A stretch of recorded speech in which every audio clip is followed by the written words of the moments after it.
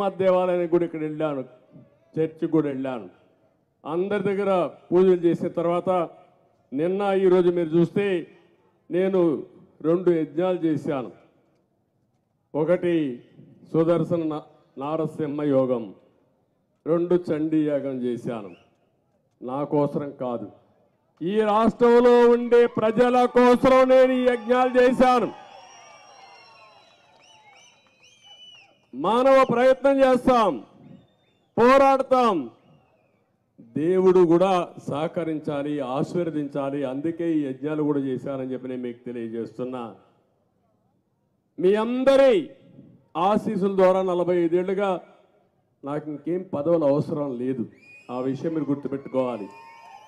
నా రికార్డు ఎవరు ఇంక బద్దలు కొట్టలేరు. సమైక్య ఆంధ్రప్రదేశ్లో 9.5 సంవత్సరాలు నేను ముఖ్యమంత్రిని. ఆ రికార్డు ఎవరైనా మళ్ళా బద్దలు కొడతారా?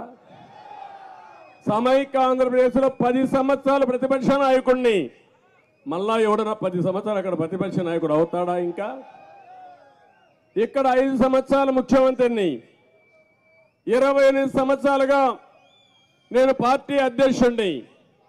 దేశంలో ప్రపంచంలో ఒక గౌరవాన్ని తెచ్చాను. మీ అందరి యొక్క ఆశీస్సుల వల్ల నేను గౌరవం వచ్చింది నాకు కానీ, రాష్ట్రానికి కానీ, తెలుగు జాతికి గౌరవం తెచ్చాను తప్ప ఎక్కడ కూడా తెలుగు జాతికి అపఖ్యాతి తేలేదని మరొకసారి మీకు తెలియజేస్తున్నా. అలాంటి సందర్భంలో ఈరోజు మీరు ఒకసారి చూస్తే రాష్ట్రంలో జరిగే పరిణామాలు చూస్తే బాధ అవుతుంది, ఆవేదన కలుగుతుంది.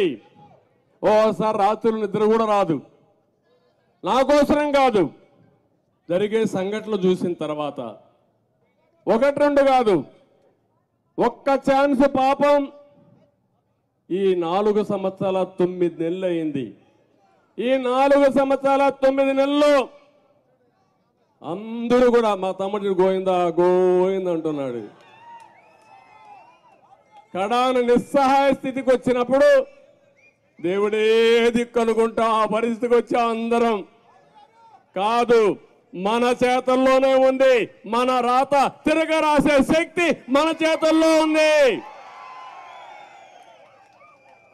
నేను అడుగుతున్నా, వైఎస్ఆర్ కాంగ్రెస్ పార్టీలో పనిచేసే కార్యకర్తల్ని, ఒక రైతుని, ఒక ఆటో డ్రైవర్ని, ఒక మహిళని, ఒక నిరుద్యోగిని, మీకైనా లాభం జరిగిందా తమ్ముళ్ళు చెప్పమని వాళ్ళని అడుగుతున్నా.